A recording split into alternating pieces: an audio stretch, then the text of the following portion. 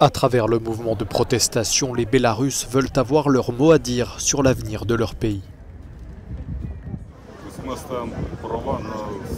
Nous défendons notre liberté d'expression, notre liberté de choix, notre liberté de rassemblement.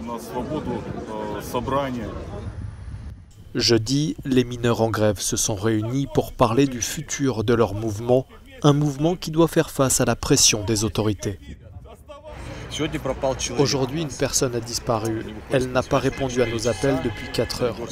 Le département des affaires intérieures du district local nous informait qu'elle n'est pas là. La pression a commencé, les gens commencent à disparaître à nouveau. D'ordinaire, les travailleurs et les ouvriers des entreprises étatiques constituent la base de l'électorat d'Alexandre Loukachenko. Mais cette fois-ci, nombre d'entre eux se sont retournés contre lui. Ils rejettent les résultats des élections qui l'ont déclaré vainqueur d'un 6e mandat. L'élection controversée a plongé le Bélarus dans l'une des crises les plus graves depuis une génération. Certains préfèrent se tenir à distance de ce qui se passe, comme cette femme. « Je ne sais rien, dit-elle, je ne suis même pas intéressée, vous comprenez ?» La ville de Saliorsk, située à une centaine de kilomètres au sud de la capitale Minsk, offre une vision plus complexe de la situation.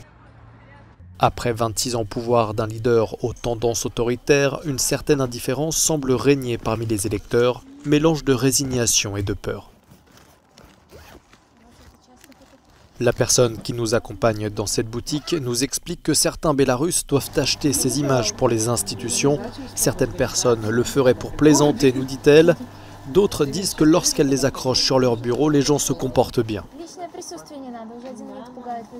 Vendredi, la chef de file de l'opposition bélarusse, Svetlana Tikhanovskaya, a défié le président en affirmant que le peuple bélarusse n'acceptera jamais plus son leadership. Le président Loukachenko a pour sa part assuré qu'il allait résoudre le problème du mouvement de protestation qui secoue son pays.